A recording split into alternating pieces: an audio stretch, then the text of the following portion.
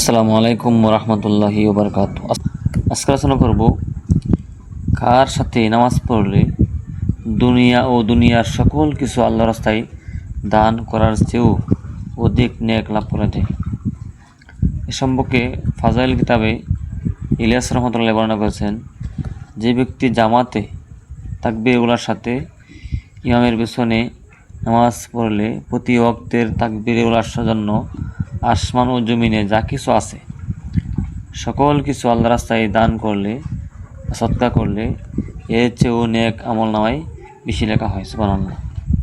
যে ব্যক্তি জামাতের সাথে তাকবীরুল্লাহর সাথে নামাজ পড়ে, তাকবীরুল্লাহ হলো যে ইমাম সাহেব যখন রুকুতে যাবে, রুকুর আগে যে ব্যক্তি শামিল হবে তাকে তাকবীরুল্লাহ বলে। যে ব্যক্তি তাকবীরের সাথে নামাজ পড়বে, আল্লাহ রাব্বুল আলামিন তার প্রত্যেক ওয়াক্তের নামাজের বিনিময়ে আসমান এবং জমিনে যা কিছু আছে এর চেয়ে বেশি সওয়াব তার আমল নামায় লিখে দিবেন।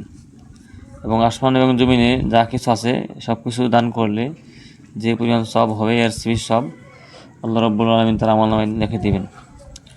এই জন্য আমরা প্রত্যেক ওয়াক্ত নামাজ জামাতের সাথে এবং তাকবীরের সাথে আদায় করব।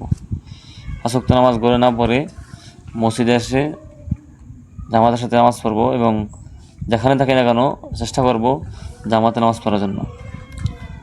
তো আল্লাহ রাব্বুল আলামিন আমাদের সবাইকে জামাতে নামাজ পড়ার তৌফিক দান করুক এবং এই ভিডিওটি শেয়ার করে দিবেন যাতে অন্য মুসলমান ভাইয়েরা জামাতে নামাজ পড়লে কি সওয়াব জানতে পারে।